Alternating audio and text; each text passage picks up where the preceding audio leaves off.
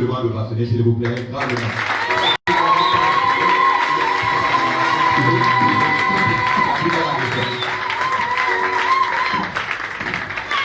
Merci maman. D'accord.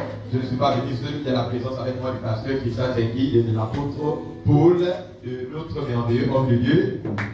Amen, amen. Je vous demande également de voir la salut.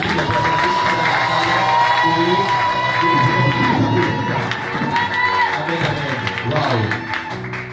Qui reçoit le prophète, en qualité de prophète, reçoit la bénédiction du. Donc, je pouvais commencer sans déroger à la règle, il fallait que j'ai les présents. Sans plus tarder, la thématique objet de notre étude s'intitule Comment naître de nouveau et les avantages qui découlent.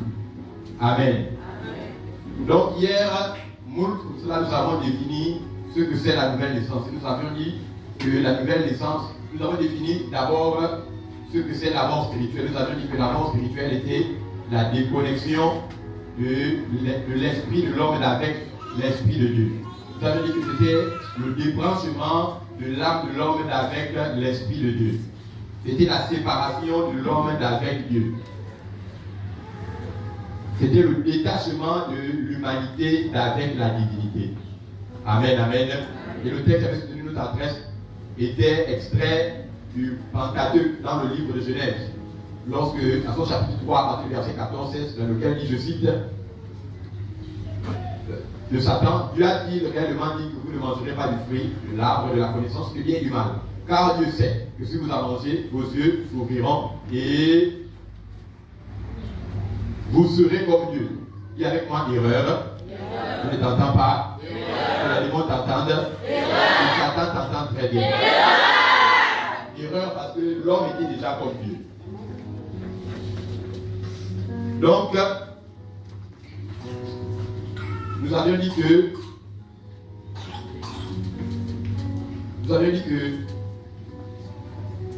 le phénomène de la mort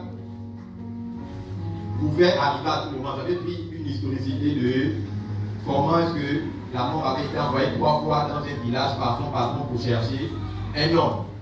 Et cet homme avait été défendu par les habitants du village parce qu'il était celui qui avait construit leur école, il avait électrifié le village et il avait construit leur église, ou également procédé à la construction et des travaux de route de ce village. Alors, les habitants, les villageois se sont opposés farouchement à ce que la mort puisse prendre cet homme. Puis, le patron de la mort lui a dit, va récupérer sa femme. Et les habitants du village se sont également opposés pour dire, cette femme fait des dons aux veuves, aux orphelins, aux personnes du 3e âge. Tu ne peux la récupérer. Et lorsque la mort est allée rendre compte à son patron, le patron lui a dit, est-ce qu'il n'a pas un enfant? Ils n'ont pas un enfant. Si, alors prends un enfant. Les habitants du village se sont encore opposés, disant, tu ne peux pas prendre son enfant parce qu'il a vécu d'abord depuis combien de temps? Il vient de naître, il n'a jamais offensé quelqu'un ni péché. Et quand la mort est partie vers son patron, avant qu'il commence à se justifier, pourquoi il n'avait pas pu récupérer le patron de la mort lui a devenu gifle. Et la mort est devenue sourde, muet et aveugle. Et à partir de ce jour, la mort, lorsque son patron trouve une gloire vers quelqu'un ou quelqu'une, elle ne réfléchit plus. Elle veut prendre père, mère, enfant, tous du même coup. Amen. Amen. Et alors, alors que face à la problématique de la mort, chacun doit être prêt. Amen. Amen. Parce qu'un chrétien né de nouveau, rempli du Saint-Esprit, n'est pas effrayé par la mort. Amen. Amen. Paul dit, je souhaite hardiment m'en aller. Mais si le Seigneur me mettait, c'est à cause des plus petits dans la foi. Car pour moi, la mort m'est un gain. En français facile, ça veut dire si je meurs, j'ai gagné. Donc, pour la mort était un gain pour Paul. Amen. Amen. Si nous sommes les enfants de Romains 10-17 qui dit la foi vient de ce que l'on a, de ce qu'on entend vient de la parole de Dieu. Ça veut dire alors que si nous sommes habités de la même foi ou du même type de foi que Paul était habité, normalement nous devrions tenir le même langage. Or, vous allez vous rendre compte aujourd'hui que, je ne sais pas comment, je vous en le dis directement, que nous prions contre l'esprit des morts. Amen, amen. Or, normalement, un chrétien est né génétiquement doté du potentiel de rebuter la mort. Éphésiens 4:7 déclare, résistez au diable et il fuira loin de vous. Amen, amen. Amen. Je vais rapidement, parce que je suis connu par l'esprit. Je ne suis pas un protocole, vu que j'ai 30 minutes seulement pour le message. Donc, j'ai dit quelque chose hier. La Bible dit quoi? Éphésiens 4:7, résister au diable, il fera loin d'eux. D'accord. Également, notre explique, il dit ne donnez pas accès au. Est-ce que vous réalisez en qualité de nouvelle créature que le croyant a le pouvoir de résister au diable selon la parole?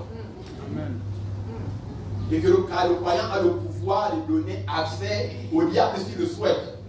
Mais s'il ne le souhaite pas, Satan n'a aucun moyen légal de s'introduire dans le corps. Amen. Amen, amen. Je voudrais démystifier ce que l'Église et le corps de Christ mondial a enseigné à tort et à travers dans le temps et dans l'espace. Je sais, papa de vous qui disait tout à l'heure que lorsque le mensonge a duré dans le temps et dans l'espace, il finit par dévériter une vérité. Et il faut plus de temps pour démystifier le mensonge qui a été installé. Amen, amen. Amen. Le diable n'est pas un facteur lorsque vous êtes né de nouveau. 2 Corinthiens 5:17 déclare si quelqu'un est en une nouvelle créature. Ça veut dire quoi? Que tu es une créature. Jean chapitre 1 à partir du verset 12 dit à ceux qui ont cru en son nom, à ceux qui ont reçu sa parole, elle leur a donné le pouvoir de devenir enfants de Dieu, lesquels ne sont ni de la chair, ni du sang, ni de la volonté des hommes, mais de l'esprit de Dieu. Donc tu es une créature non née du sang, non née de la chair, non née de la volonté des hommes. Or, mon dictionnaire Larousse stipule qu'elle est considérée comme étant extraterrestre une créature dont la vie n'émane pas de son sang, ni de sa chair, mais qui dépend d'une source autre d'existence que le sang et la chair. Lévitique 17:11 dit que la vie de tout homme ordinaire est dans son sang. Mais la Bible dit que toi, ta vie n'est pas dans le sang, ni dans la chair, ni dans la volonté des hommes. Donc, le croyant en Christ n'est pas un être humain. Yes. Amen. Amen. Amen. Ils ont compris bien que la vie d'un homme humain ordinaire est dans son sang. Je reprends. Or, Jean 1:12 dit à ceux qui ont reçu la parole de Dieu, elle leur a donné le pouvoir de devenir enfants de Dieu. Lesquels enfants de Dieu ne sont pas nés du sang, ni de la chair, ni de la volonté des hommes, mais de l'esprit de Dieu. Ça veut dire alors que tout ce qui peut être transmissible via le sang d'un ascendant vers un descendant chrétien ne peut passer de lui, de l'ascendant vers le descendant. Ça veut dire quoi? Maladie héréditaire, comme quoi? Le diabète, l'épilepsie n'a pas le droit légal de traverser les frontières qui séparent un aïeul vers toi qui est dans la salle du Tommy Lee Osborne, T.L. Osborne, c'est comme ça qu'on l'appelait, disait un chrétien qui meurt de la maladie doit aller en enfer. De sa compréhension de son statut, de son identité en Christ révélé, l'interdisait de tomber malade. Osborne prêchait l'évangile dans l'ex-Zaïre, devenu RDC aujourd'hui. Pendant qu'il prêchait l'évangile, il gesticulait les yeux fermés sur l'estrade. Il a fait un pied hors de l'estrade qui faisait 2 mètres de haut, dans le stade des martyrs, en RDC. Là où Mobutu avait fait pendre les ministres. Et quand il a fait un pas de plus hors de l'estrade, les gens se sont attendus à ce qu'il va chuter de 2 mètres pour tomber sur la pelouse. Rien à faire. Le gars, il a marché. Quand il s'est rendu compte qu'il avait avancé de près de 5 mètres dans les airs suspendu, le gars revient les yeux, il est réparti 1 pas, 2 pas, 3 pas vers l'estrade en marchant dans les airs. Et quand il dit quelqu'un devant lui, lorsqu'ils ont vu comment il marchait dessus la tête, bien aimé, la foi est montée, tout le monde s'est levé, les gens commençaient à jeter les yeux. C'est un homme qui a vécu, que j'ai vu personnellement en 2008 au gymnase communiste pour le président Bongo Ayekwemi. Amen. Tel le sport. Bien aimé, il y a ceux qui chassent les démons. Il y a ceux de qui on chasse les démons. Il y a ceux dont les démons chassent.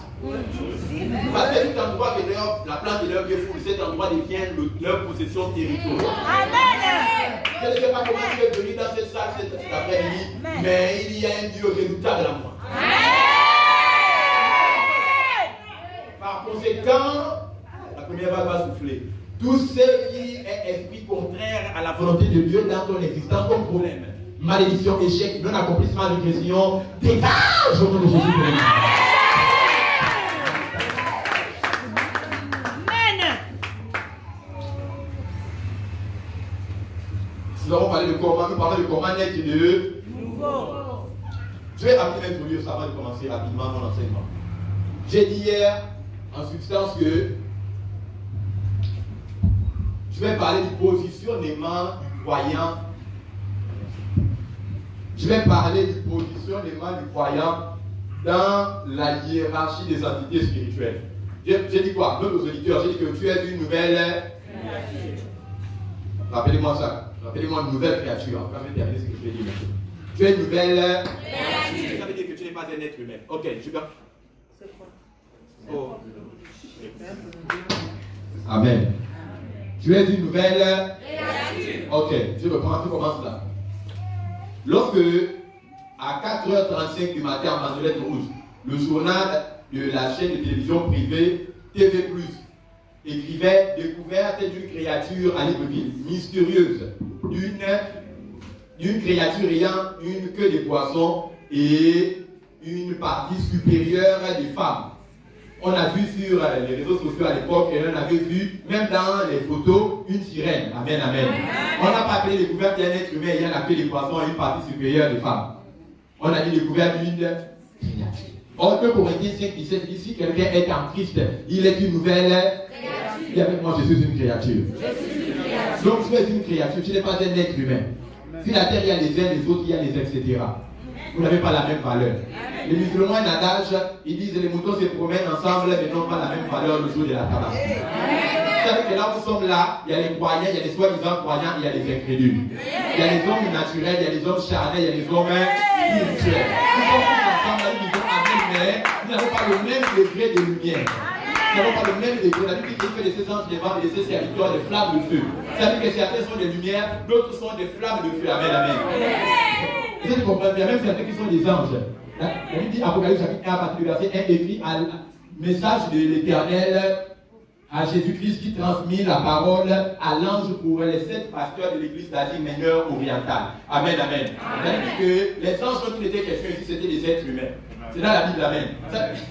Il y a des choses que je ne sais pas comment dire ça. Ça veut dire qu'il y a des êtres humains qui sont angéliques. Ça veut dire qu'il y a des êtres humains qui sont les anges. Il y a des anges qui apparaissent sous la forme humaine. Amen. Ange vient du mot grec angelos, qui veut dire envoyer pour porter un message. Amen. Par exemple, quand je vous parle là, je m'adresse à 2 auditoires. Il y a un auditoire visible et il y a un auditoire invisible. Amen, amen.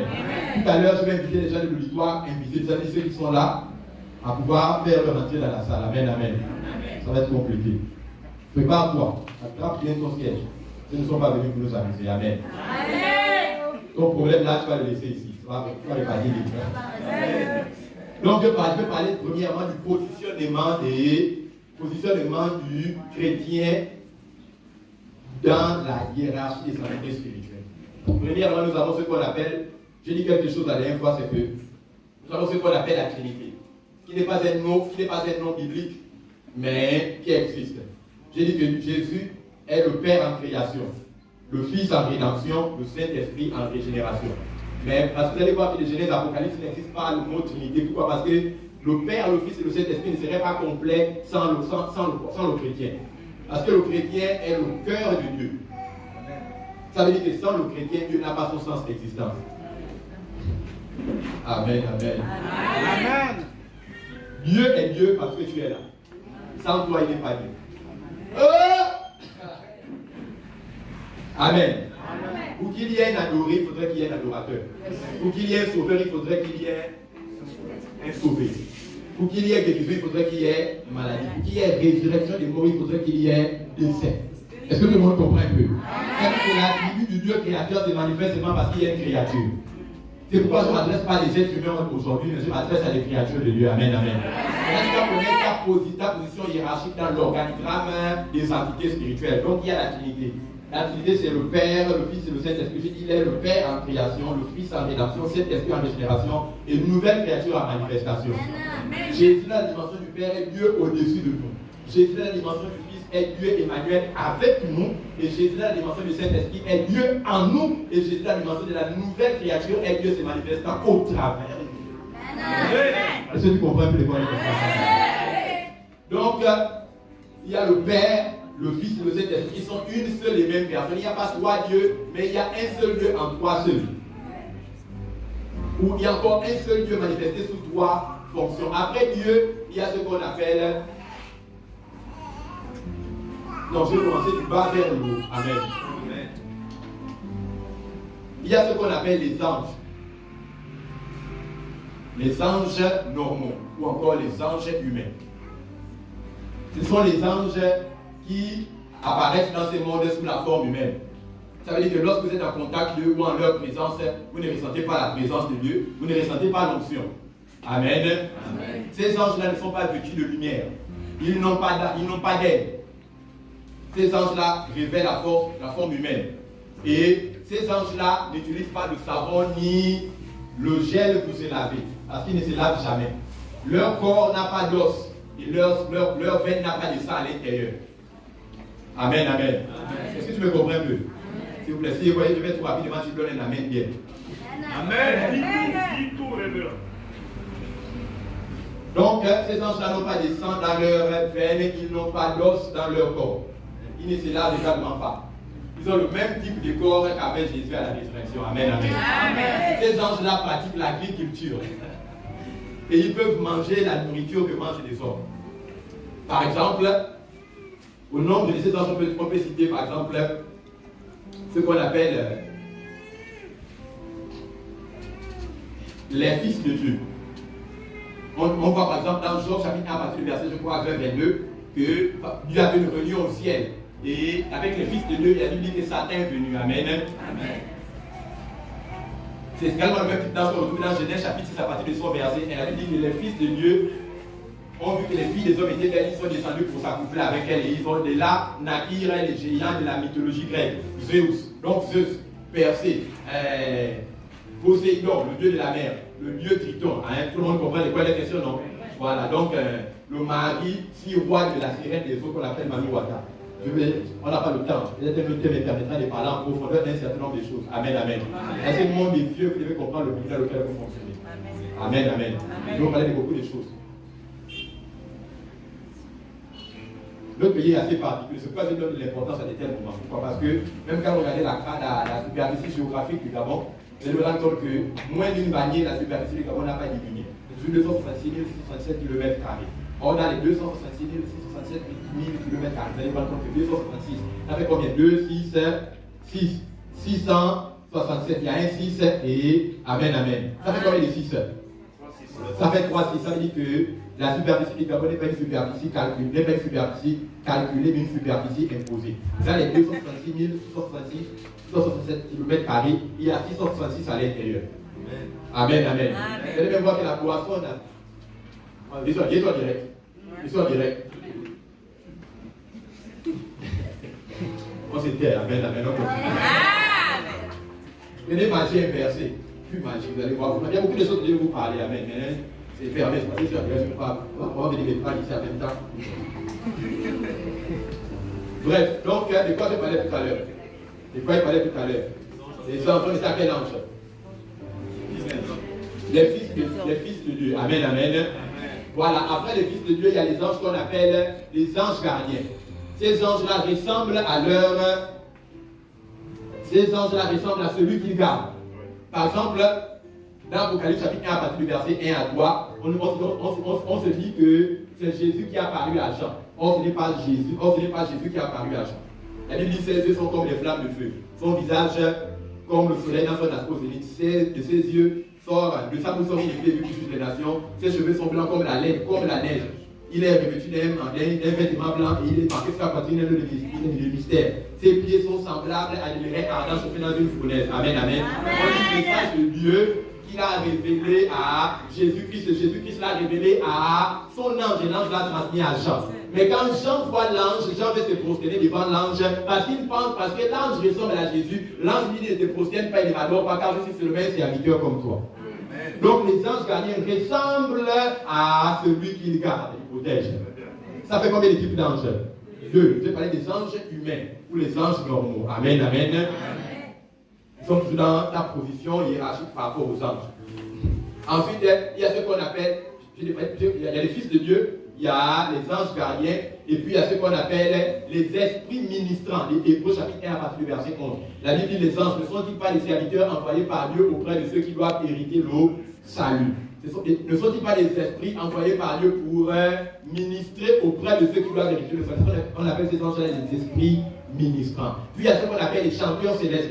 Ce sont les anges qui ont apparu dans Matthieu chapitre 1. Lorsque Jésus naquit, la Bible dit que les anges ont apparu parmi les bergers et ont commencé à chanter des chansons spirituelles. Donne-moi un amen, Jésus, avec moi.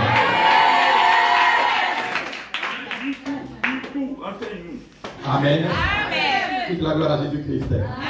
Donc, après ces anges-là, il y a une autre. Là, ces anges-là font partie de la troisième catégorie d'anges. Maintenant, il y a la deuxième catégorie d'anges parce que les anges se manifestent sous trois dimensions. Notre auditeurs, il y a ce qu'on appelle le règne mystérial, il y a ce qu'on appelle le règne révélationnel et il y a ce qu'on appelle le règne informationnel. Lorsque la connaissance est dans les mains de Dieu, cela est dans le règne mystériel. Mais lorsque Dieu donne sa connaissance à un serviteur de Dieu, cela devient, on rentre dans le règne révélationnel. Mais lorsque le serviteur de Dieu l'enseigne maintenant à l'église, l'église entre dans le règne informationnel. Est-ce que tu comprends un peu de quoi est la question? Amen. Donc, ça c'est les anges que j'ai précisé tout à l'heure, sont dans le premier règne. Maintenant, il y a une autre qualité d'ange qu'on appelle domination. Dis avec moi domination. Domination. Voilà, maintenant, les dominations, il y a ce qu'on appelle les dominations, et ensuite il y a des anges qu'on appelle les pouvoirs, qu'on appelle encore les autorités. Puis il y a une autre qualité d'ange qu'on appelle les trônes, il y a les vertus, et puis il y a ce qu'on appelle les watchers en anglais, donc les veilleurs ou les anges surveillants ou régents. Amen, amen. Amen. Et il y a une autre qualité d'ange, oh, faut pas que ça m'échappe. Et il y a une autre qualité d'ange, oh, ça va me revenir. Il y a une dernière catégorie d'anges. Il y a les saints anges, merci beaucoup. Ça fait 6 à 7 qualités d'anges que je viens de citer. Maintenant, il y a une dernière catégorie d'anges qu'on appelle les archanges. Dis avec moi les archanges. Ça, c'est dans le premier règne, le règne mystériel. Les archanges. Amen. Ce sont tous les anges dont le nom termine par EL à la fin. Raziel. Amen. Le miel. Gabriel. Michael. C'est encore qui? Ariel, amen.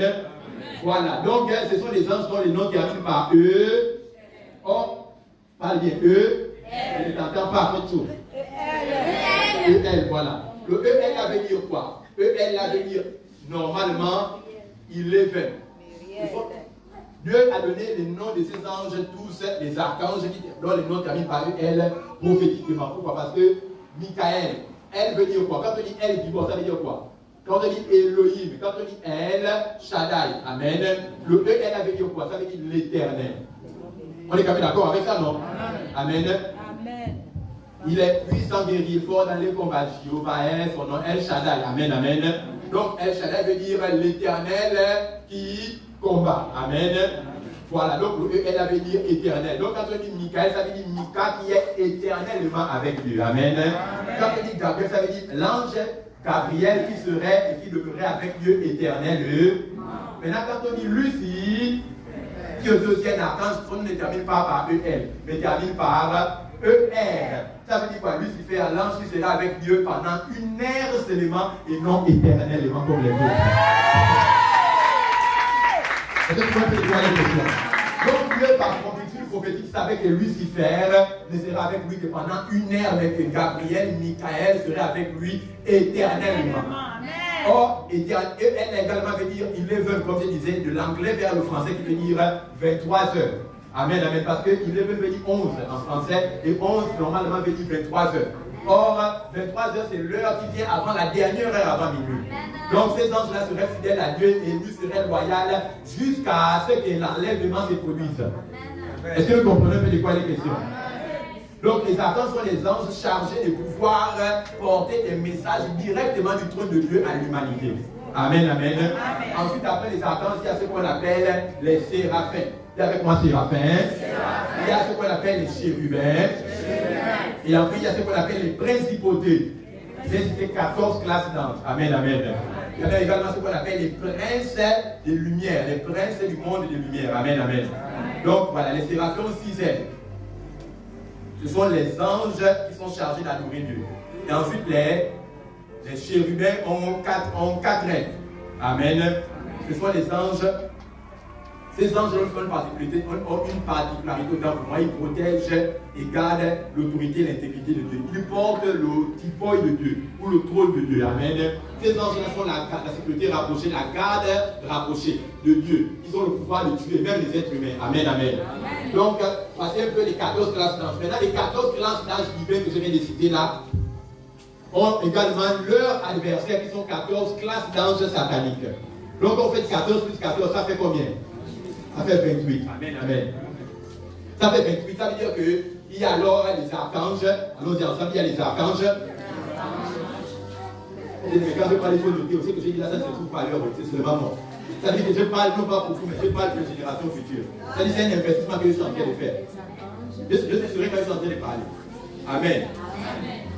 Je n'ai pas le temps, je voudrais expliquer chacune des fonctions de ces anges. Mais sinon, ça va nous prendre tout le but de monter un cours. Si vous avez réussi à résister, sinon je dis. Parce que ce ne sera pas tout à fait. D'accord, donc il y a les archanges, il y a les séraphins, les chérubins. Bon, au passage, chacun va se poser la question de savoir pourquoi est-ce que les anges ont besoin des ailes. Alors qu'un ange normalement peut apparaître et disparaître. Amen, amen. Pourquoi les anges ont besoin des ailes? J'ai besoin de 4 personnes ici, rapidement, 4 sur le terrain. Je vais vous montrer quelque chose. Peut-être que je fais bon. Si ta foi peut grandir, c'est bon. 4 personnes, 1, 2. Homme ou femme, hein? D'accord. D'accord, ça fait 1, 2, 3, 4. D'accord. Mettez-moi en fonction de la taille. De la taille. D'accord. Mettez-le un peu même ici. Mettez-le un peu même ici. D'accord. Maintenant, faites-moi face. Voilà. Amen. Amen. Voilà. Maintenant, lui là c'est un séraphin. Lui là c'est un chérubin. Lui là c'est un ange qui a 2 ailes. Et lui là c'est un ange qui n'a pas d'aile. Les séraphins ont combien? 6 ailes. Les chérubins ont 4 ailes. Amen. Et celui-là normalement il a 2 ailes. Et celui-là il n'a pas d'aile. Amen, amen. Pourquoi celui-là n'a pas d'aile? Il n'a pas d'aile tout simplement parce qu'il fonctionne. C'est un ange humain ou un ange normal qui vit sur la terre. C'est pourquoi il n'a pas besoin d'aile. Vous allez vous rendre compte qu'il y a des anges que vous voyez qui n'ont pas d'aile. Pourquoi? Parce que ces anges-là, normalement, opèrent dans ce qu'on appelle l'atmosphère céleste. Ça veut dire que c'est le ciel qui se trouve normalement dans le premier ciel. Par exemple, quand on dit Élie a été enlevé dans les chars de feu, il est allé au ciel. Quand la Bible dit quand Jésus vient, 2000 après, que nul n'est monté au ciel. Si ce n'est le Fils de l'homme qui est descendu du ciel. Ça veut dire qu'Élie n'est jamais allé dans le 3e ciel. Mais il est allé dans l'atmosphérique céleste qui se trouve normalement dans le premier ciel, blanc, bleu, que nous voyons. Est-ce que tu comprends un peu de quoi les questions? Le temps. Donc elle n'a pas d'aile. Lui là, il a 2 ailes, il a 4 ailes, lui là, il a 6 ailes. Maintenant, c'est moi Dieu, supposons. Amen, amen. Amen. Ça veut dire quoi? Que lorsque les séraphins qui ont le devoir d'adorer Dieu adorent Dieu, il se dégage, Dieu dégage de son être une puissance bienfaitrice sous la forme d'une explosion dont les ondes d'impact, lorsque ça frappe les anges qu'on appelle les séraphins qui ont 6 ailes, l'impact est tel que les séraphins doivent se protéger avec une paire d'ailes, donc 2 ailes, leur visage, et 2 autres ailes vers le bas, leur corps, et 2 autres ailes pour se maintenir en équilibre parce que la puissance et les ondes de choc qui les frappent et qui les percutent sont tellement forts qu'ils doivent se protéger. Amen, amen. Donc 2 ailes pour se protéger le visage, 2 ailes pour se couvrir les pieds et 2 ailes pour se maintenir en équilibre. Parce que les anges, quand les séraphins louent Dieu, la Bible dit que Dieu se lève de son trône et quand Dieu se lève de son trône, ses ennemis font quoi? Ils se dispersent. Mais ces ennemis non seulement se dispersent, mais même les anges tombent sous l'onction. Est-ce que tu comprends un peu? Est-ce que tout le monde comprend un peu de quoi il est question? Si tu as compris à quoi le Seigneur Dieu, si tu ne vas pas faire de ça avec le Seigneur, tu vas voir pendant qu'on attend le Seigneur. Est-ce que tu comprends un peu de quoi il est question? Amen, amen. Maintenant, tout ce que j'ai cité là, ça veut dire quoi? Il y a les archanges, il y a les chérubins, il y a les séraphins, il y a les... il y a les principautés, il y a les dominations, il y a les autorités, il y a les puissances, il y a les trônes, il y a les vertus, il y a les anges qu'on appelle les veilleurs, il y a les saints anges, et ensuite il y a maintenant tous les mêmes anges là, mais du côté de Satan. après Satan lui-même. Amen. Ça veut dire donc qu'il y a Satan. Maintenant, dans la classe des démons, après les anges, je viens de citer les anges divins, il y a maintenant quoi? Il y a maintenant les archanges sataniques. Amen. Il y a maintenant il y a les vertus sataniques, il y a les autorités sataniques, il y a les principautés sataniques, il y a les trônes sataniques, il y a les anges normaux sataniques. Amen, amen. Et après eux maintenant, les 14 classes, il y a ce qu'on appelle la faune et la flore. Donc, les plantes, le règne végétal et animal. Amen, amen. Et après ça, maintenant, à la fin, on retrouve maintenant l'homme qui n'est pas en Christ. Maintenant, de tout ce qu'on a eu à citer là, après Dieu, vient directement la nouvelle créature. Amen, amen.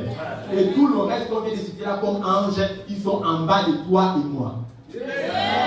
Bien aimé, je dis ça simplement, mais c'est que je vais le dire si tu as compris normalement. Maintenant, je vais te poser une question. Le démon de Marie, de lui qui t'empêche là, c'est un démon, non? Est-ce que c'est un démon?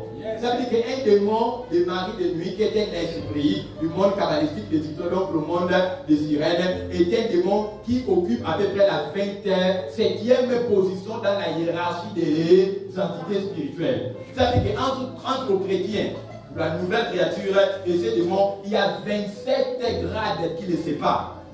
Donc un tel démon n'a pas le droit légal, il a même la capacité d'accrocher un croyant qui connaît son identité en c'est le trône de pouvoir au diable, le trône de pouvoir et d'estime à Satan. Le diable n'est rien, il n'a rien, c'est un chien, c'est un bâtard. Il ne peut rien contre toi, amen, amen. Laisse-moi te prouver que c'est un bâtard. Jean chapitre 1, à partir du verset 20, la Bible dit que Satan est venu à une réunion que lui avait avec le Fils de Dieu. Dieu lui a demandé, Satan, Lucifer, d'où viens-tu? Il a dit, non, je viens ici et là, errant sur la planète Terre. As-tu vu ton serviteur Job? Amen, amen. La Bible dit qu'il était errant. Le diable était sans domicile fixe. Vous savez pourquoi? C'est un chien errant. Le diable était SDF sans domicile fixe. Il n'a pas un endroit là où vivre. C'est pourquoi la Bible dit ton corps est le centre du Saint-Esprit. À part ton corps, Satan n'a pas un autre endroit là où il est à l'aise et confortable. L'esprit de sirène ne vit pas dans l'eau parce qu'elle se plaît là-bas. C'est parce qu'elle n'a pas le choix. Amen, amen. Elle n'a pas le choix. Regardez que chaque dimanche, comme tout à l'heure, nous allons chasser les démons. On va dire sors de ton corps, Satan va dire je ne sors pas. Sors de ses corps, il va dire je ne sors pas. Pourquoi il dit je ne sors pas? C'est parce qu'il n'y a pas un endroit là où aller. Donc Dieu est le propriétaire.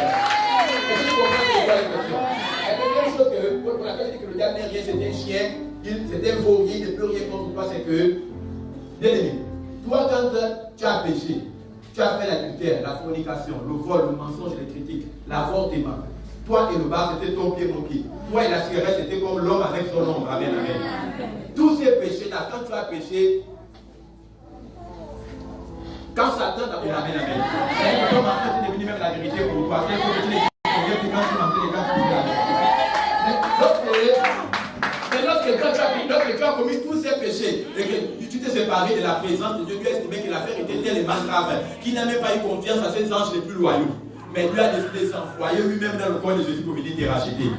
Quand le diable a péché seulement avec l'orgueil dans son cœur, sans même poser l'action, lui a dit il peut partir, même si c'est le plus beau de mes anges. Mais quand toi tu as péché, lui a dit l'affaire est grave au ciel. Je n'ai même pas confiance à Gabriel ni Michael. Je vais moi-même descendre en personne dans un corps humain pour te racheter.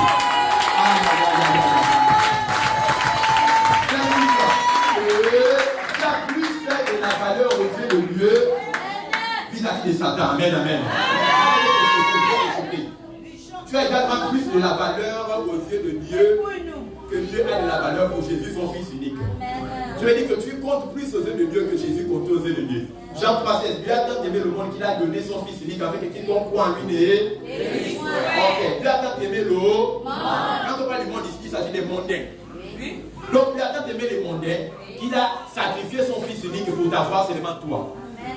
Ça veut dire que donc Dieu a décidé de sacrifier son Fils unique pour t'avoir toi qui étais mondain comme étant son enfant et perdre son Fils unique. Ça veut dire que Dieu a estimé le coût entre perdre Jésus, son seul unique Fils, et d'avoir toi seul seulement qui étais païen. À ses côtés, Dieu a dit non, je t'aime trop. J'aime trop ce païen-là plus que Jésus, mon Fils unique qui n'a jamais péché. Et Jésus est mort pour que Dieu puisse t'avoir à ses côtés. Amen, amen. Donc je t'aime plus que la vie qui est Jésus. Donne-moi la vie qui est Jésus. Dieu a t'avoir seulement toi pendant que tu étais pécheur, a pris votre raison maintenant que tu es chrétien. Ça veut dire qu'alors, il n'y a pas quelque chose que Dieu ne peut pas te donner aujourd'hui. Est-ce que tu comprends ce que quoi les questions? Oh Dieu. Seigneur. En 15 minutes, Papa Théo, je vais rapidement faire comme ça. J'ai promis de faire, je l'ai fait aujourd'hui, la positionnement hiérarchique du chrétien par rapport aux entités spirituelles. Donc, le chrétien est plus grand que eux, est plus grand que le diable. Le chrétien n'est pas seulement plus grand que le diable, il est plus grand que l'ange Michael, plus grand que l'ange Gabriel. Amen, amen. 1 Jean 4, 17 déclare, tel Jésus est, tel tu es dans ce... Il dans ce monde. Tel Jésus est, tel tu es dans ce monde. Ici, sur terre.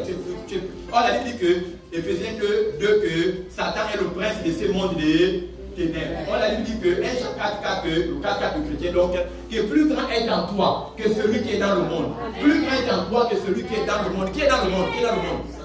Satan. Ça veut dire que donc toi tu es plus grand que Satan.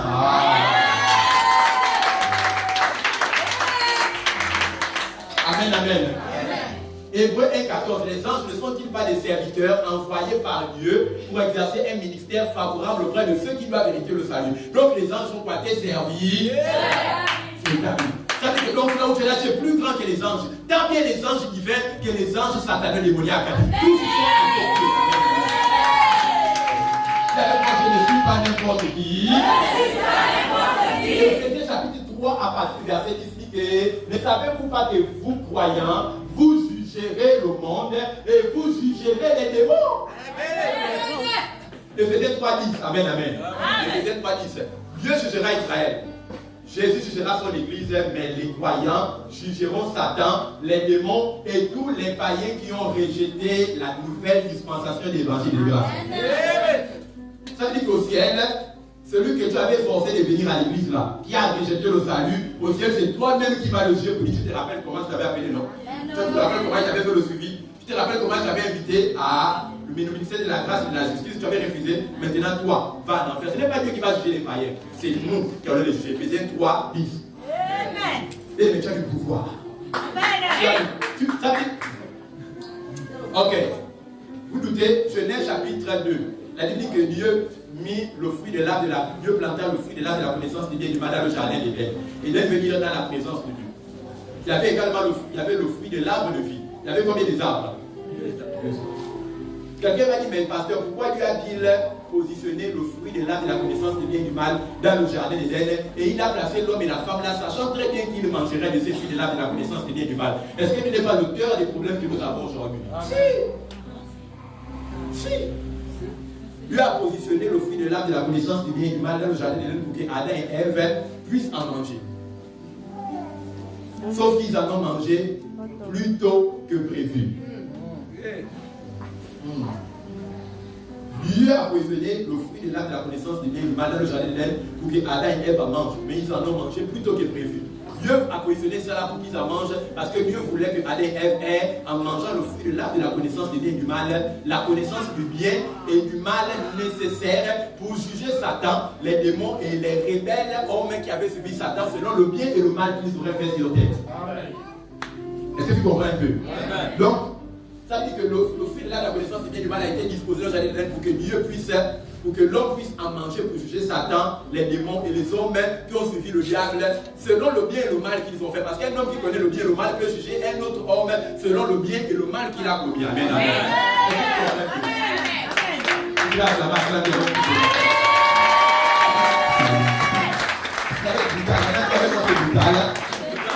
Je vais rapidement toucher certains points. Je vais maintenant parler des fausses bases du salut. Je vais vous récapituler mon enseignement d'hier. Je vais nettement rentrer. Amen. Nous sommes dans comment naître de nouveau. Bien aimé, vous allez beaucoup m'excuser. Je vais parler truc. En 20 minutes ou 15 minutes, il me reste. La fausse base du salut, qu'on appelle encore la casse des béquilles, consiste à montrer ces façons dont les gens pensent qu'ils sont sauvés sans être en vérité sauvés. Et malheureusement, le corps de Christ au Gabon est affecté à 99,9% de ces malaises. C'est-à-dire que nous avons dans les églises des gens qui pensent qu'ils sont sauvés, qui ne sont pas sauvés. Si je me trompe, alors vous allez me confondre lorsque je vais prendre ces textes bibliques. Par exemple, Jacques chapitre 3, à partir du verset 1er dit ceci, que qu'il n'y ait pas parmi vous un trop grand nombre de personnes qui enseignent. Car ne savez-vous pas que ceux qui enseignent seront jugés plus sévères et plus sévères. Ceux qui enseignent seront jugés plus sévères. Ça ne s'arrête pas là. 1 Pierre 4, 17 dit que ne savez-vous pas que le jugement commencera dans la maison de l'Éternel? Pourquoi, bien aimé?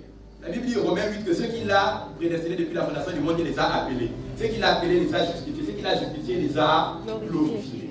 Or, le mot église, nous sommes. Est-ce qu'il y a une église ici dans la salle? Amen, amen. Est-ce qu'il y a quelqu'un qui est dans l'église aujourd'hui? Amen, amen. Voilà. Si tu es dans l'église, donne-moi un amen bien. Amen. Donne-moi un amen sec. Amen. Donne-moi un amen miel. Or, le mot église procède du mot grec ecclésia, qui veut dire l'assemblée de ceux qui ont été appelés hors du monde pour une tâche singulière. Nous sommes d'accord, non? L'assemblée de ceux qui ont été appelés hors du monde pour une tâche singulière, pour un sacerdoce spécifique. Or, si Dieu nous a appelés hors du monde pour une tâche particulière, comment Dieu laisse les païens qui sont encore vautrés dans le péché avec la nature du péché, la conscience et la culpabilité du péché, avec la mort au péché, la mort dans l'état de feu qui les attend, pour commencer son jugement, non pas chez eux, mais chez nous qui sommes déjà sauvés. C'est parce qu'en fait, dans l'église, plus qu'elle est débit de bière, plus que les boîtes de nuit, plus que les night clubs amenés, plus déjà en enfer que toutes ces choses que je viens de dire.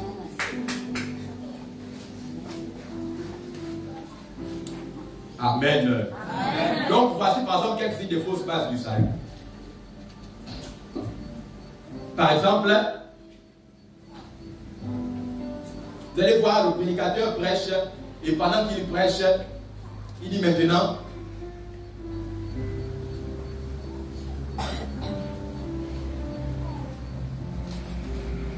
qu'est-ce qu'il y a quelqu'un dans la salle ici qui a écouté le message? Est-ce qu'il voudrait donner sa vie à Jésus? Amen, amen. Amen. Genèse chapitre 2 dit, je cite, Dieu dit que si tu manges du fruit de l'arbre de la connaissance du bien et du mal, tu... Est-ce que Adam en a mangé? Lorsque Adam en a mangé, son esprit mourut. Amen. On nous a dit que la mort spirituelle est le débranchement de l'âme de l'homme avec l'esprit de Dieu. Amen, amen. Or, Jean chapitre 4, à partir du verset 14, dit que Dieu est ceux qui l'adorent doivent l'adorer en esprit et en vérité. Maintenant, Genèse chapitre 1, à partir du verset 26, dit Dieu dit, faisons l'homme à notre image. Ça veut dire que si Dieu est esprit et que l'homme est à son image, ça veut dire que l'homme est un homme esprit. Amen, amen. Donc, le véritable moi, ce n'est pas celui que vous regardez, mais le véritable moi, c'est celui qui vous parle actuellement. Les Mandarins disent ce qu'un homme dit est le reflet de ce qu'il pense, mais ce qu'un homme fait est le reflet de ce qu'il croit.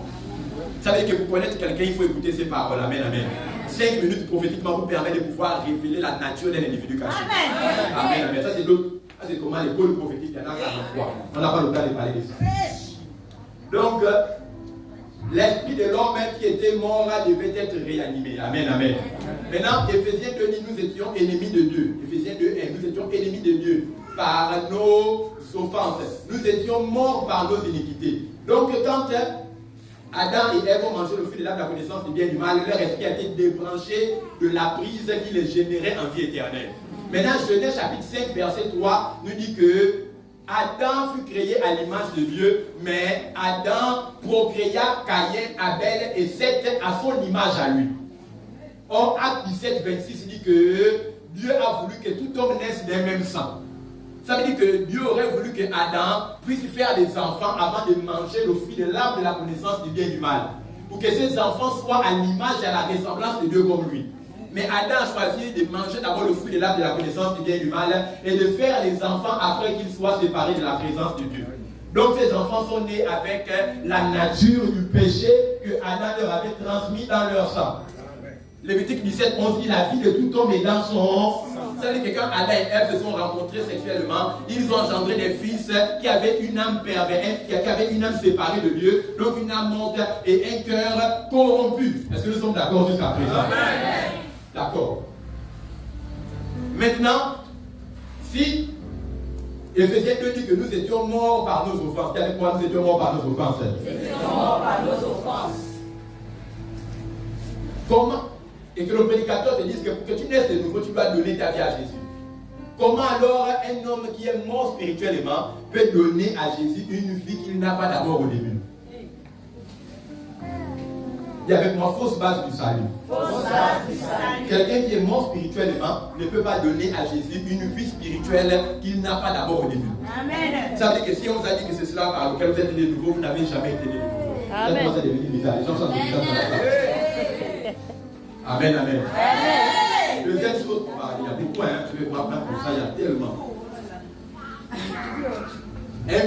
Deuxième chose, pas du salut, inviter Jésus. Pendant que le prédicateur prêche et soudainement quelqu'un se met à pleurer dans la salle, il demande est-ce qu'il y a quelqu'un qui veut inviter Jésus dans son cœur. Et si oui, approchez-vous devant. Vous voyez quelqu'un qui est derrière la salle et il vient devant. Amen, amen. C'est une fausse base du salut.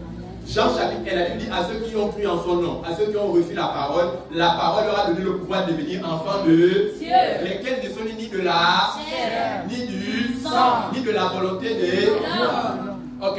Quand le prédicateur prêche, quand le prédicateur demande est-ce que quelqu'un veut inviter Jésus, Jésus, est-ce que nous le voyons physiquement? Il est, le Jésus que nous voulons inviter, il est spirituel. Mais comment on peut demander à quelqu'un de se lever physiquement? Est-ce que quelqu'un veut inviter Jésus dans sa vie? Et la personne, si oui, tu veux inviter Jésus dans ta vie, lève la main. Et la personne lève la main. Et quand la personne lève la main, la personne dit je le veux. C'est ça, non? Quand la personne dit je le veux, c'est quoi? C'est la volonté de la chair. Or, Jean chapitre 1, verset 12 dit à ceux qui ont reçu la parole, leur a donné le pouvoir de devenir enfants de Dieu, lesquels ne sont nés ni de la. Ça veut dire que quand tu dis je le veux, c'est la volonté de ta chair qui a un esprit mort qui s'exprime dans la volonté de pouvoir inciter le pouvoir de Dieu. Il faut pas du salut. On peut être à l'église sans être en Christ. C'est ça qui est grave. Moi, je suis comme vous. Vous savez que je ne suis pas là pour jeter la pierre, je suis comme vous. Ou bien je dis, je suis comme certains. Amen, amen. Donc, si c'est sur la base de ça que tu t'étais pour dire, je suis sauvé, parce que j'ai invité Jésus dans mon cœur, tu n'es pas né de nous. Amen. C'est pourquoi la Bible déclare. On va aller rapidement. Confesser les péchés. Je suis né de nouveau. Je sais que je suis né de nouveau parce que j'ai confessé tous mes péchés. Amen, amen. C'est une fausse base du salut. Psaume 40 à partir du verset 12 dit premièrement que les péchés, les mots m'environnent. Les mots m'environnent l'enfant. La Bible dit. Prenez le 7. Psaume 40, verset 12 dit les mots m'environnent. Car, regardez David dit les mots de tête m'environnent. Car mes péchés sont plus nombreux que les cheveux de ma tête. Or, si la tête d'un homme, il y a les cheveux de la tête, il y a la moustache, il y a la barbe et il y a les sourcils. La Bible dit que tout ça mélangé, les cheveux d'un homme, les péchés d'un homme sont plus nombreux que les cheveux qu'il y a sur la tête de l'homme lui-même. Bien aimé, maintenant dans la vie d'un homme a ce qu'on appelle les péchés passés, les péchés présents et les péchés futurs. Maintenant, si on te dit que pour naître de nouveau, tu dois confesser tes péchés. Bien aimé, tu peux te rappeler des péchés que tu as commis d'aujourd'hui, depuis 6 heures au réveil jusqu'à 19h qu'il est déjà. Qui se rappelle de tous les péchés qu'il a fait? Bon, même si tu étais très intelligent quand même, et que tu pouvais te rappeler de quelques-uns d'entre eux, ou te rappeler de tout. Maintenant, il y a ce qu'on appelle les péchés par action, par pensée, il y a les péchés par commission, il y a les péchés par omission, il y a les péchés même involontaires. Ça veut dire que le péché involontaire, tu ne peux pas confesser un péché dont tu ne sais même pas que tu l'as commis d'abord. Maintenant, si c'est que c'est par la confession des péchés qu'on te dit que tu vas aller au ciel, bien aimé, tu vas confesser des péchés dont tu te rappelles seulement humainement, mais les péchés que tu as commis involontairement, tu ne pourras pas les confesser parce que tu ne sais même pas d'abord que tu as péché. Quoi les péchés que tu as fait depuis le ventre de ta mère jusqu'à l'âge de 44 ans que tu as aujourd'hui, tu ne pourras pas les confesser. Maintenant, il y a les péchés qui sont dans ton cœur, que tu n'as même pas encore commis. Jésus a dit dans Matthieu chapitre 27 à Pierre, avant que le corps vienne chanter 3 fois, tu pourras régner. Pierre a dit, jamais de la vie, tu es ma cœur, je ne te régnerai jamais. Jésus lisait le cœur de l'homme. Jésus voyait que le péché était dans le cœur, le régner était dans le cœur de Pierre, mais il ne l'avait pas encore fait. Bien aimé, c'est la première raison. Donc, tu ne peux pas confesser tes péchés simplement parce que tes péchés sont plus nombreux que les cheveux de ta tête. Et quand je vois quelqu'un venir devant pour dire Seigneur, je viens me repentir devant toi, je te confesse mes péchés, fais ça en 2 minutes, je me moque et je ris. Parce qu'elle comprend que, bien aimé, ta tête au minimum 30 000 cheveux, au minimum. Ça veut dire que si tu prends 2 minutes pour confesser tous tes péchés, bien aimé. Et.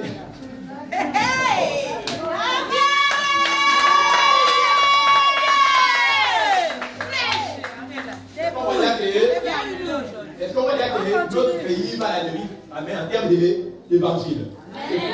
Ma deuxième raison. Ésaïe chapitre 49 à partir du verset 1er. La Bible déclare que la main de l'Éternel n'est pas trop courte pour agir, ni son oreille trop dure pour un. Mais ce sont vos péchés qui m'ébarrent la face. Amen, amen. Jean 9, 31 dit Dieu n'exauce pas les péchés. Ça veut dire qu'un pécheur qui vient confesser ses péchés auprès de Dieu, Dieu ne l'entend même pas. Parce que la main de l'Éternel n'est pas trop courte pour agir, ni son oreille trop dure pour entendre. Mais qu'est-ce qui empêche Dieu d'agir?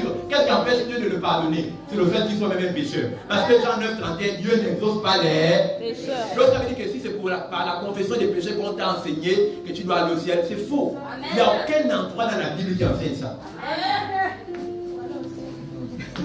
Ce sont des fausses bases du salut. Si tu n'es pas fâché avec moi, acclame Jésus. Donne une gloire.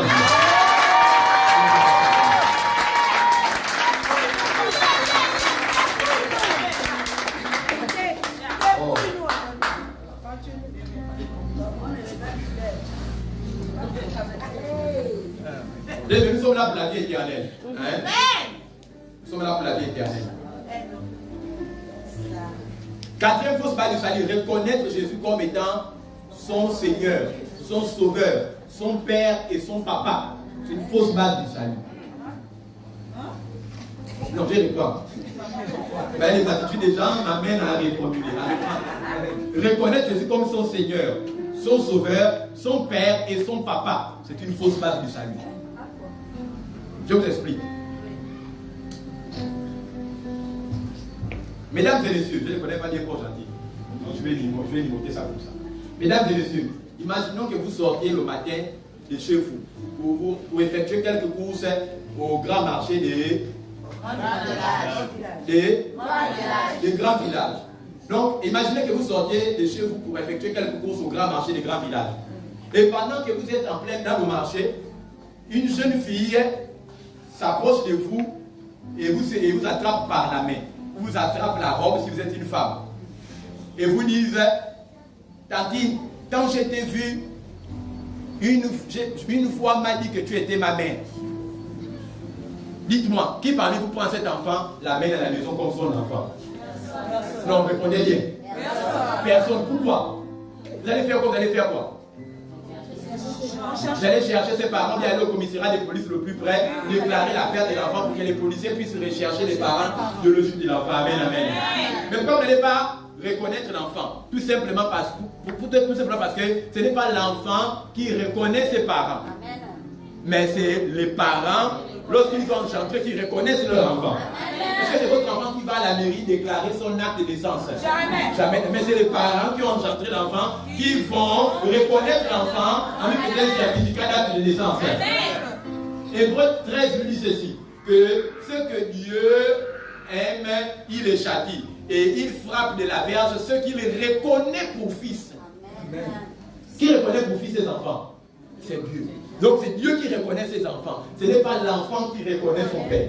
Amen. Je ne peux pas passer au marché du grand village et un enfant garçon s'approche de moi, m'attrape le pantalon pour dire, tonton, quand je t'ai vu, une fois m'a parlé que tu es mon père. Bien aimé, même si nous, il y a l'amour de lui en Christ, je ne peux jamais accepter ça.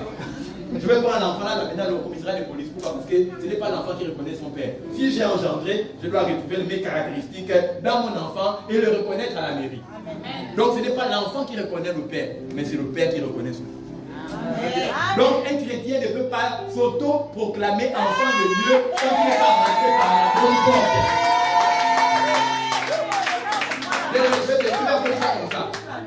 Je vais encore dire ça comme ça. Avez-vous déjà vu la brique imposée aux maçons son emplacement dans la construction d'une maison? La brique dit au maçon, même moi normalement les tôles, parce que c'est là où je me sens à l'aise. Ça veut dire que donc, de la même façon que la brique ne peut imposer au maçon son emplacement dans la construction de la maison, mais que c'est le constructeur de la maison qui décide de là où la brique doit aller. De la même façon, c'est Dieu normalement qui vous amène vers lui. Amen.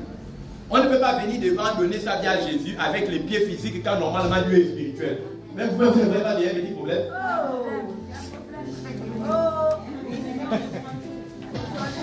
Est-ce que c'est que je dis semble clair?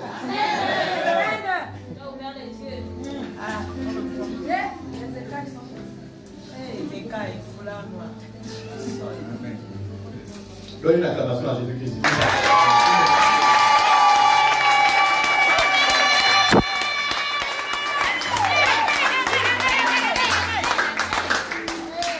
Ah, il faut se faire le temps.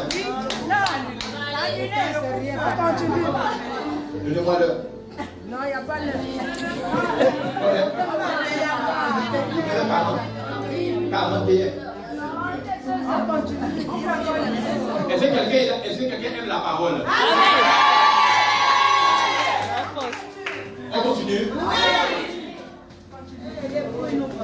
Une autre fausse base du salut, une vie de miracle et une vie de miracle. Ok. Prenons Matthieu chapitre 7 à partir du verset 21, 29 à 800. Là maintenant c'est tout qu'elle lire. Matthieu chapitre 7 verset 21 à 23. Disons c'est un bon lecteur pour le lire à haute intelligence de voix. Matthieu 7, 21, 23. Allons-y. Je vais plus suivre. N'importe qui est dans l'assemblée peut nous aider le groupe de lecteurs de l'église, un collaborateur, un frère, une soeur. Allons-y un peu vite. Je ne vais pas prendre ça. Prenez ça pour moi s'il vous plaît. Pour qu'on dise quand même que vous avez lu. Chose.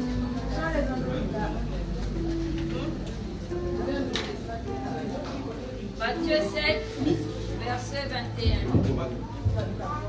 J'ai la parole de Dieu dans Matthieu 7, verset 21. Ceux qui me disent Seigneur, Seigneur, n'entreront pas dans le royaume des cieux. Amen, arrête-toi d'abord là. La Bible dit ceux qui me disent, ce n'est pas tous ceux qui disent Seigneur, Seigneur qui entreront dans le royaume des cieux. Maintenant, l'erreur que nous avons commise, c'est de définir un chrétien comme étant tout quiconque prie au nom de Jésus. Vous allez voir que vous allez dans un aéroport et que pendant que vous êtes dans l'avion, quelqu'un commence à élever la voix et prier au nom de Jésus. Vous allez automatiquement vous sentir un sentiment de sécurité, qu'il y a un frère qui partage la foi en Christ. Amen, amen. Avec moi dans cette avion. Donc, quand nous sommes au moins deux, un chasse 1000, deux chasses 10 000, amen, amen. Donc, or, nous avons défini un chrétien comme quiconque prie au nom de Jésus comme un frère dans la foi. C'est faux. Elle dit que ce n'est pas tous ceux qui disent Seigneur, Seigneur qui hériteront le royaume des cieux. Donc, prier au nom de Jésus est une fausse base du salut. C'est-à-dire, prier au nom de Jésus comme étant une garantie que je suis sauvé est une fausse base du salut. C'est-à-dire qu'il y a ceux qui disent Seigneur, Seigneur Jésus qui iront en enfer. Et il y a ceux qui disent Seigneur, Seigneur qui iront quand même au ciel. Amen, amen.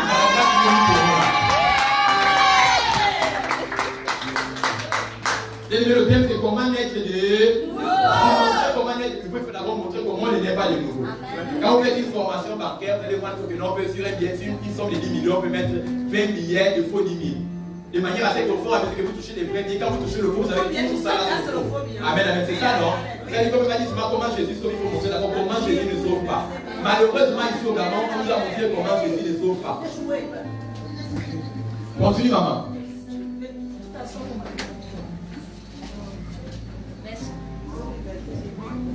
Mais celui-là, seul qui fait la volonté de mon Père qui est dans les cieux. Oui, continue. Plusieurs me diront ce jour-là, Seigneur, Seigneur, n'avons-nous pas prophétisé par ton nom? N'avons-nous pas chassé des démons par ton nom? Et n'avons-nous pas fait beaucoup de miracles par ton nom? Alors je leur dirai ouvertement, je ne vous ai jamais connu. Retirez-vous de moi. Parole du Seigneur Dieu Tout-Puissant. Nous rendons grâce. La Bible dit ce n'est pas ceux qui disent Seigneur, Seigneur qui est devant le royaume des cieux. La Bible dit quoi ensuite? Que plusieurs diront Seigneur, n'avons-nous pas chassé les démons en ton nom? N'avons-nous pas prophétisé juste? N'avons-nous pas chassé les démons? Jésus leur dira, retirez-vous de moi, ouvrier d'iniquité. Je ne vous ai jamais connu. Un ouvrier se trouve dans l'église, mais se trouve dans le monde. Dans l'église. Maintenant, les gens disent ça, c'est les chrétiens de l'église catholique dont on est en train de parler. C'est faux.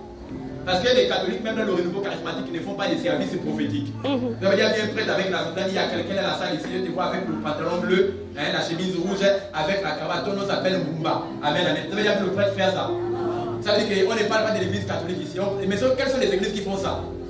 Charismatiques et pentecôtistes, des églises éveillées. Amen, amen. Ça veut dire que c'est nos églises-là dont on est en train de parler, avec les autres naturellement. Maintenant, je vais vous poser une question. Est-ce que quelqu'un peut chasser les démons sans être né de nouveau? Répondez-moi, vous d'ici. Est-ce que quelqu'un peut chasser les démons sans être né de nouveau? Oui ou non? Oui. Il y a d'autres en même temps, ils sont là perdus. Ils sont bleus. Est-ce qu'on peut chasser les démons sans être né de nouveau? Oui. Oui. Oui, on peut chasser les démons sans être né de nouveau. Est-ce qu'on peut chasser les démons? Est-ce qu'on peut prophétiser sans être né de nouveau? Oui. La Bible nous dit, la Bible nous parle de la divinatrice de Césarée dans Actes des Apôtres chapitre 16 à partir du verset 16. La Bible dit que pendant que Paul et Silas étaient dans la ville de Césarée, il y avait une femme habitée d'un esprit de Python qui, lorsqu'elle prophétisait, apportait un grand gain à ses patrons. Et lorsqu'elle vit Paul pendant 3 jours, 3 nuits, elle prophétisait sur eux, disant que ces hommes sont des serviteurs du Dieu vivant. Est-ce que sa prophétie était fausse? Non. Est-ce que ce qu'elle prophétisait était vrai? Mais la Bible dit que la source de l'origine de ces prophéties, c'était quoi? L'esprit des Python, des Moa. Bien aimé, ça veut dire que quelqu'un peut prophétiser. Il te donne ton nom, ton prénom, le nom de tes enfants qui sont ensemble. Il te donne le nom, il te révèle ton code Airtel Money. Il te révèle la place d'immatriculation de ta voiture. Il te dit même la qualité des vêtements que tu as portés sous la veste. Quand tu regardes comme ça, tu dis ça sur le surnaturel. Tu commences à prophétiser. Aïe, aïe, aïe, aïe. Bien aimé, mais la source de ça, c'est que c'est un esprit de Python. Donc, c'est le cas, il dit pas la nouvelle de ça. Bien aimé. Je ne suis pas venu vous amuser, je ne suis pas venu pour prendre l'argent des gens pour partir, amen, amen. Non, je suis venu parce qu'à la fin d'ici, j'aurai des comptes à rendre à Dieu pour chacun de ceux que je suis en train de dire. La mission, c'est naître de... L'église, c'est comme une association. L'église, elle doit engendrer le salut. Le pasteur de l'Église, le rôle de tout pasteur, ce n'est pas de bâtir des cathédrales, mais c'est d'engendrer la présence de Dieu dans l'âme du croyant. Amen, amen. Béni encore dit que la preuve qu'une onction est authentique, c'est qu'elle est tangible et elle est transmissible. Ça veut dire que ce que le Père fait, les enfants doivent le faire. Il n'y a que lui seul qui a les yeux ouverts, mais qu'autour de lui, il y a personne qui prophétise. Il n'y a que lui seul qui prospère, par exemple, ou elle seule qui prospère, mais que les autres ne prospèrent pas. Ça veut dire que dans l'église, il y a un problème. Est-ce qu'on comprend? Mais si tu l'as compris,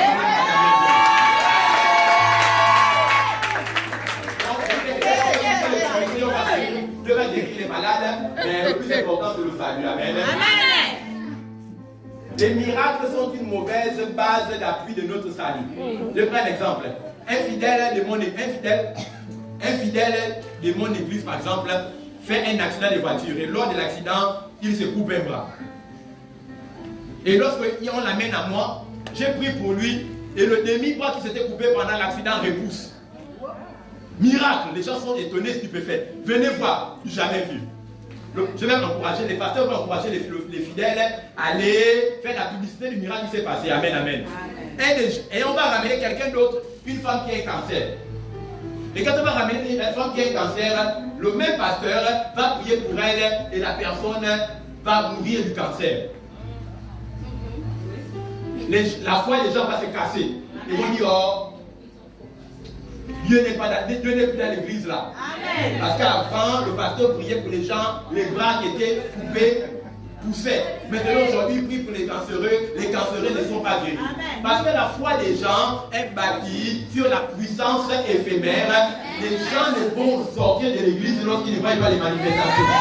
Mais lorsque la foi des gens est bâtie sur la puissance éternelle de Dieu, c'est les éternels qui nous le pasteur se dit que les enfants de Dieu ne sont pas.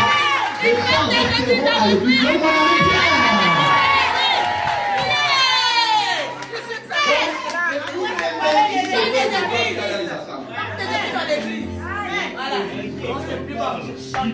Il y a des fidèles aujourd'hui qui, lorsque le culte, les gens ne sont pas tombés. C'était bon. Mais. Oh, j'étais venu préparer pour rouler au tapis. Mais ça, c'est la puissance de Dieu. C'est pas ça la puissance de Dieu. La Bible dit que la planète Terre, au moment où nous parlons, la Terre fait une rotation autour du Soleil. Amen, amen. Amen. Et la rotation de la Terre autour du Soleil, au moment où nous parlons, est de 1600 km/h. Or, les avions les plus rapides au monde, Airbus, Cargo, ce que vous voulez, volent seulement le plus rapide à 800 km à l'heure. Or, la Terre ne fait pas seulement un mouvement de rotation autour du Soleil, mais la Terre effectue un mouvement de révolution. Ça veut dire qu'au moment où ils sont en train de parler, la Terre tourne autour du Soleil à une vitesse de 1600 km, mais la Terre également fait un mouvement de révolution sur elle-même. Ça veut dire qu'au moment où nous sommes en train de parler, peut-être que normalement, nous sommes les pieds en bas, nous sommes les pieds en haut, la tête en bas. Mais Dieu n'a jamais dit qu'aujourd'hui tout le monde n'a qu'à rester dans leur maison à Port-Gentil. Parce que l'engin ne fonctionne plus bien.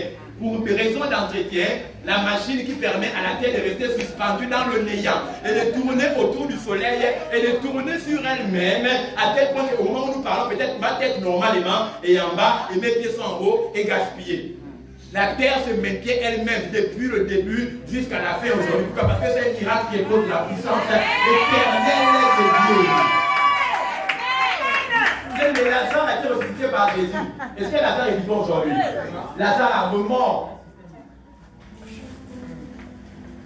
La guérison que tu es venu chercher lui, tu vas la voir, mais tu dois comprendre qu'à la fin tu mourras quand même. Donc tu ne dois pas répéter sur la guérison. Est-ce qu'on a donné des prophéties ici à Port-Gentil qui ne se sont pas accomplies? Oui! Les prophéties passeront, mais ma parole acclame la parole de Dieu.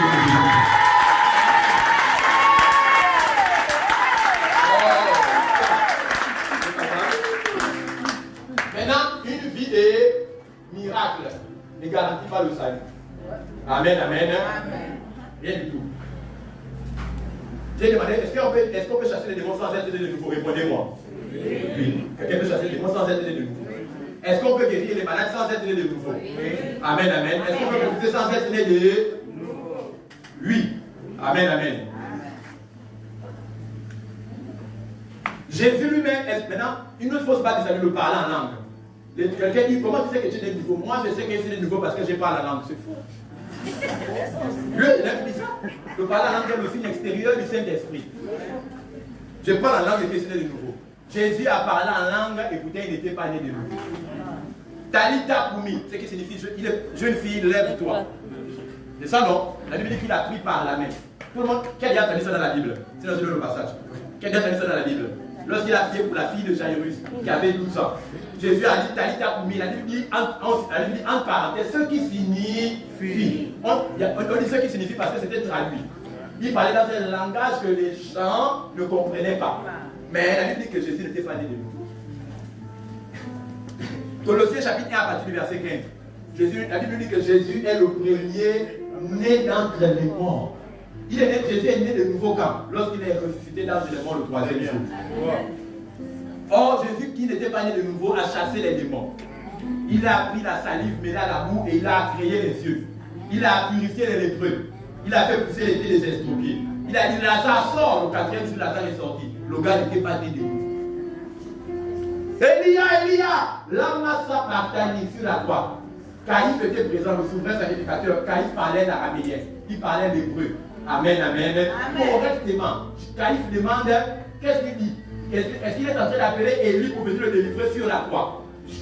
C'est-à-dire que Caïphe ne comprenait pas, malgré qu'il comprenait, il était polyglotte, il parlait toutes les langues, il ne comprenait pas dans quel langage parler, parce que Jésus parle la langue. Il dit Elia, lama sabachthani. Caïphe et les hommes, les souverains sacrificateurs, les docteurs, les pharisiens, on dit qu'il est en train d'appeler Élie pour qu'il le délivre de la croix. Or Jésus est en train de dire quoi? Mon père en traduction, pourquoi m'as-tu abandonné? Mais le même Jésus qui a dit Talita Koumi, qui a parlé en langue, le même Jésus qui a dit Elia, lama sabachthani, c'est ce qui signifie mon père, pourquoi m'as-tu abandonné? La Bible dit que Jésus est le premier né d'entre les morts par sa résurrection le 3e jour. Or il a parlé en langue avant qu'il naisse de nouveau. Donc parler en langue n'est pas la preuve qu'on est sauvé. On peut parler, il y a le parler en langue des démons d'ailleurs, et il y a le parler en langue de Jésus qui est avec par le Saint-Esprit. Est-ce que vous comprenez un peu? Ah d'accord, si tu es béni, je veux que tu donnes une acclamation à Jésus seul.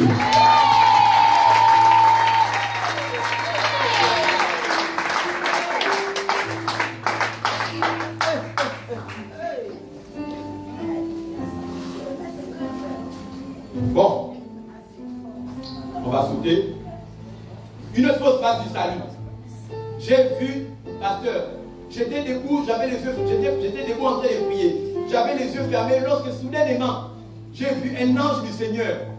Ce n'était pas un rêve, physiquement, comme j'étais pas, j'ai vu un ange du Seigneur devant moi. Je vais voir les autres qui disent, moi je suis né de nouveau parce que j'ai déjà eu des expériences spirituelles même avec les anges. J'ai déjà croisé un ange physiquement, je l'ai touché face à face bizarre. Comme moi-même c'est le cas. J'ai croisé 3, et c'est que le programme du serait c'est pour passer, j'ai croisé 3 anges entre les 2 derniers jours avant de prendre le bateau pour arriver à Port-Gentil. Je suis habitué à ça. Amen, amen. Je suis très habitué à ça. C'est-à-dire que je les rencontre généralement. La Bible nous dit, dans Actes des Apôtres, chapitre 10, à partir du verset 2. Actes des Apôtres 10, verset 2. La Bible dit qu'il y avait un homme appelé Corneille. C'était un homme pieux, dis avec moi pieux. C'était un homme qui craignait Dieu, dis avec moi craignait Dieu. Il priait tous les jours et il faisait des aumônes et des offrandes à Dieu. Donc il était pieux. Il priait tous les jours, il craignait Dieu, lui et sa famille, et il faisait des offrandes à l'Éternel. Mais la Bible dit que pendant qu'il faisait ces choses-là, un ange lui apparut. Et lui dit, va chercher Simon-Pierre, afin qu'il vienne et t'enseigne les paroles. Dis avec moi les paroles. Par lesquelles tu dois être sauvé. Ça veut dire que donc Corneille, qui était pieux, qui craignait Dieu, qui faisait des offrandes et des aumônes, et qui craignait Dieu, lui et toute sa famille, n'était pas sauvé quand il a rencontré l'ange. L'ange lui dit, va chercher Simon-Pierre à Jopé, qui viendra t'enseigner les paroles par lesquelles tu dois donner de nouveau. Donc, bien aimé, c'est parce que tu as vu un ange physiquement, ou un ange en songe ou en rêve, que ça justifie que tu aies de nouveau. C'est faux. Amen. Amen. Il dit, va chercher Simon-Pierre, qui te donnera les paroles par lesquelles tu dois sauver. Ça veut dire qu'on est de nouveau par la parole qu'on enseigne. Amen, amen. Amen. Ok, bon, maintenant on va être un peu technique non plus. Dans Acte 18, à partir du verset 24 à 26, Acte 18, 24 à 26, la Bible nous parle d'un certain homme appelé Apollos. La Bible dit qu'il enseignait avec exactitude tout ce qui concernait Jésus-Christ.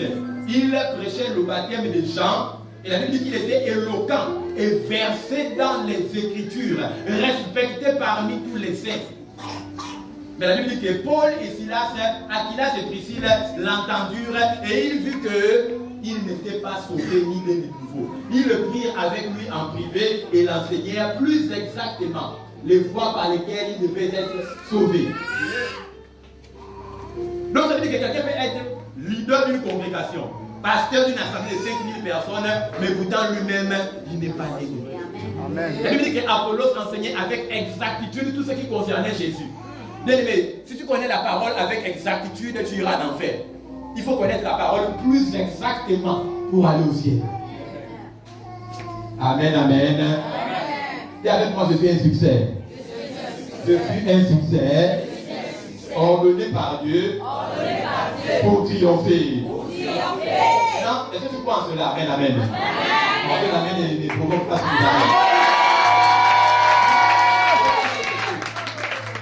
je vais te dire quelque chose. Tu es un succès, tu ne dois pas en douter. Le diable ne peut rien contre toi. Amen, amen. Regardez, les malédictions, les tribulations, les persécutions que tu as sont des marches d'escalier vers la plus grande marche du podium de ta vie. Amen, amen. Le bled te rejettera toujours dans la direction de ton élévation. Les gens parlent mal de toi, mais tu dois comprendre que tu ne peux pas être au sommet sans être un sujet dans la bouche de tes ennemis. On va les convaincre les niveaux et les avantages qui en découlent. Amen, amen. C'est cela, non? Amen. Tu es un succès, je disais tantôt. Pourquoi tu es un succès? Parce que même la science confirme que tu es un succès. Les expériences scientifiques révèlent que lors de la gestation sexuelle entre un homme et une femme, l'organe reproducteur masculin libère près de 300 millions de spermatozoïdes. Et que pendant 3 jours, les spermatozoïdes vont se combattre les uns les autres. Et c'est seulement le plus fort des 300 millions qui va sortir le droit de naître après 9 mois. Ça veut dire quoi? Que si tu es né aujourd'hui, tu as vaincu 300 millions d'adversaires dans le ventre de ta mère.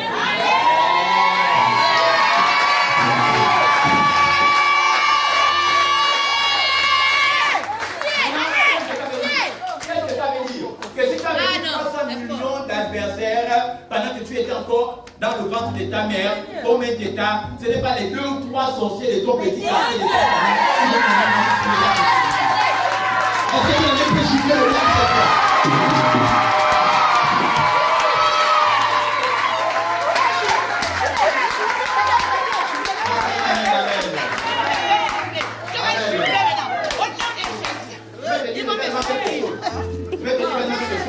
La Bible déclare que celui qui croit en moi, le fleuve peut vivre pour le vrai de son sein. Amen. Tu partages les propriétés de l'eau. Dis avec moi, je partage les propriétés de l'eau. Pourquoi? Vous allez vous rendre compte que, bien aimé, même si quelqu'un n'aime pas se laver, lorsque la pluie tombe, il va quand même utiliser cette eau-là pour préparer. Ça veut dire quoi? Que même si quelqu'un ne veut pas de toi, il sera forcé de t'accepter à cause de la grâce que tu partages.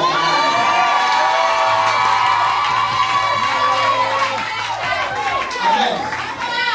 Même si quelqu'un n'aime pas se laver, lorsque la pluie tombe, cette personne va utiliser l'eau quand même pour pouvoir faire préparer. Ok. Je vais encore acheter quelque chose. Regardez que lorsque vous passez devant les égouts, vous bouchez les narines parce que l'eau des égouts sent mauvais. Mais on nous a appris à l'école maternelle primaire que le cycle naturel de l'eau a trois lois. La loi de l'évaporation, la loi de la condensation et la loi de la précipitation. C'est ça, non? Amen, amen. Si quelqu'un a marqué l'école, c'est là où on va. Lorsque vous passez près de l'eau, lorsque vous passez près des égouts, vous bouchez les narines parce que l'eau des égouts sent mauvais. Mais lorsque le soleil frappe sur l'eau des égouts et que cette eau s'évapore, lorsque cette eau se condense au ciel et qu'elle retombe sous la forme de pluie, vous qui avez bouché les narines devant cette eau, c'est la même eau que vous avez utilisée pour préparer, manger, pour avoir le goût de la terre. Bien faux. Ça veut dire quoi? Et les gens qui ont bouché les narines et qui ont rejeté en 2022, quand ils recherchaient la prochaine fois en 2022.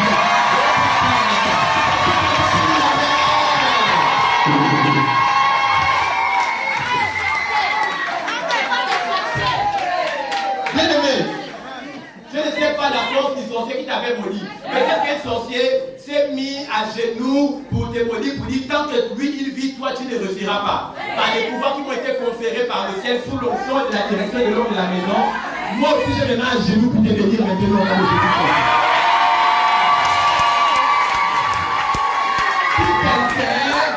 Si quelqu'un, un sorcier, un formateur aujourd'hui s'était couché pour dire que toi, tu ne vas jamais réussir tant qu'il vit par les pouvoirs qui me sont conférés par le ciel et la parole.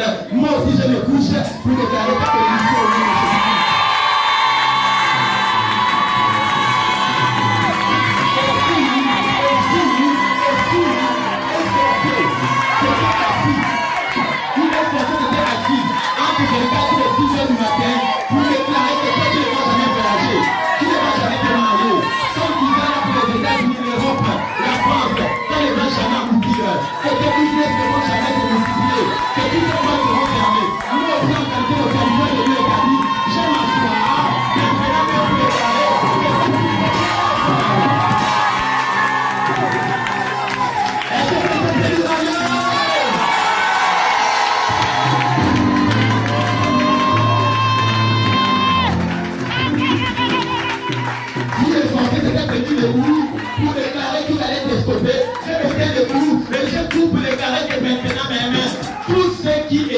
Dans ta vie, commence à se tenir debout de par lui-même.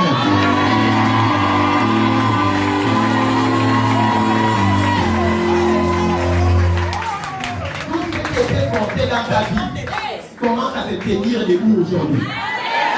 Tout ce qui se tient debout commence à marcher dans ta vie. Tout ce qui marchait commence à courir. Et tout ce qui court prend son envol comme des lumières.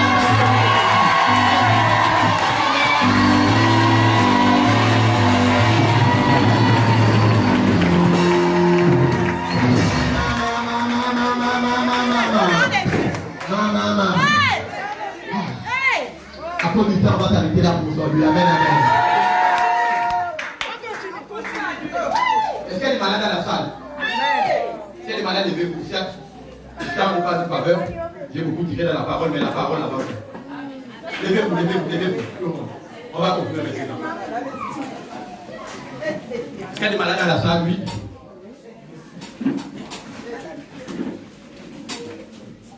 Qu'est-ce que vous arrivez? Qu'est-ce que vous arrivez? Au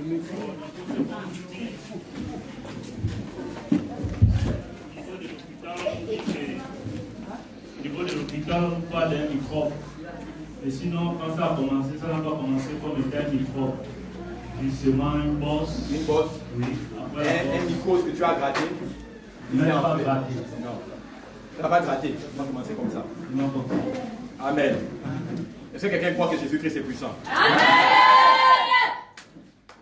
Là, vous avez mal? Oh non. Non. Soir. Plus le soir.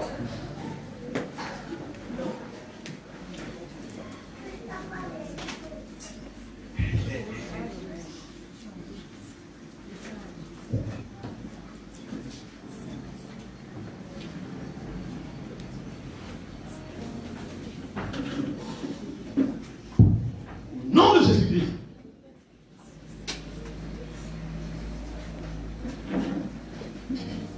Au nom de Jésus-Christ.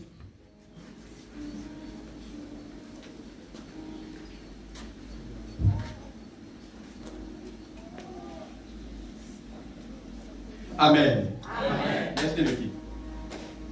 Pose ton pied à terre. Enlève la bouche. L'autre. La deuxième. Doucement, doucement. Ne t'assois pas, mon frère. Enlève l'autre bouche.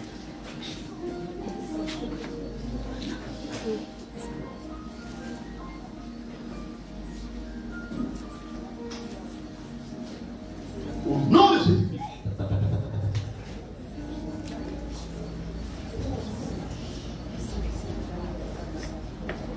Pose ton pied à terre. Pose ton talon à terre.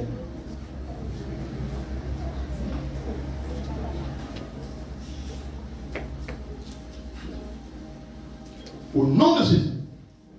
Viens, suis-moi. Doucement, doucement. Viens. Doucement. Pose ton pied à terre. Il faut que tu croies. Il faut que tu croies. Pose ton pied, pose ton talon, je vais dire, talon à terre. Avec les bandages, c'est serré. Pose ton pied à terre. Fais un effort, même si c'est que ça te sert. Pardon? Les bandages bloquent, c'est ce que je suis en train de voir. Amen. C'est posé à terre. Tiens-toi debout maintenant. Normalement. Essaye d'avancer vers moi. Doucement, posant ton pied à terre. Avec assurance et confiance. Rien ne peut t'arriver ici. Tu es sous le contrôle du Saint-Esprit. Avance vers moi. Avance. Tu vas te rendre compte que plus tu poses ton pied, moins la douleur se fait ressentir fortement. Et de plus en plus, tu vas te rendre compte que tu commences à retrouver la marche normale. Ta posture va commencer à changer. Regarde, arrête-toi. Au moment où j'ai prié pour toi, quand tu es arrivé ici, comment tu te sentais par rapport à ce pied? Oh, je n'ai pas senti de douleur. Au niveau des douleurs. Au niveau des douleurs, Non. tu avais mal, tu n'avais pas mal. Amen. Ça veut dire que je pose la question pourquoi? Parce que je veux tout simplement, je voulais évaluer la qualité de douleur qu'il avait quand il est arrivé, pour savoir après la prière comment il se ressent. Mais s'il est venu qu'il n'y avait pas de douleur, ça veut dire que c'est une guérison dont il a besoin. La guérison est progressive, le miracle est instantané. Amen. Lorsque quelqu'un ne ressent pas de douleur, vous ne pouvez pas, vous devez déclarer sa guérison, mais c'est le temps et l'espace qui va maintenant prouver. Amen. Amen, amen. Lorsqu'il se sent bien. Amen, amen. Et dans l'instant où il y avait la douleur et que j'avais prié pour lui, normalement il devrait être capable de me dire, je ne ressens plus la douleur, ce qui aurait été un miracle. Une confirmation instantanée que la prière a marché. Amen, amen. Donc, frère, dans 3 jours, me dit le Saint-Esprit, tu arriveras dans cet endroit et tu témoigneras de comment est-ce que l'afflure a complètement diminué. Amen, amen. Ça veut dire que c'est encore bon, ça ne Amen. Maman, vous êtes venus ensemble? D'accord. Je vois que vous pensez beaucoup. Tout le monde pense, mais vous pensez dans le sens des soucis. Et je vois que maman n'est pas heureuse. Je vous vois généralement assis sur votre lit, avec la main dans cette posture-là. Et vous réfléchissez par rapport à votre vie. Les choses n'évoluent pas, n'avancent pas de la manière dont vous souhaitez. Il y a beaucoup de blocages. Les gens vous font des promesses même d'argent. Mais lorsque vient la date exacte de la réalisation de leurs promesses, c'est comme si les choses n'avancent pas. C'est comme s'il y a des blocages. En fait, quand les gens veulent vous aider, c'est comme s'ils rencontrent même des blocages eux-mêmes. Et ils vous le disent souvent au téléphone. Ils sont en train de voir dans l'oreille de l'esprit un appel téléphonique là où quelqu'un vous a promis de l'argent, mais la personne a la volonté, mais c'est comme si tout semble aller maintenant contre lui. À tel point que c'est comme si maintenant ils ont même peur maintenant même de te venir en aide. Et tu te poses des questions par rapport à ta vie. Amen, amen. Et tu es là où tu es là, c'est difficile pour toi. Et vous devez également prier par rapport à tous ceux qui... Vous devez prier contre comment on appelle ça?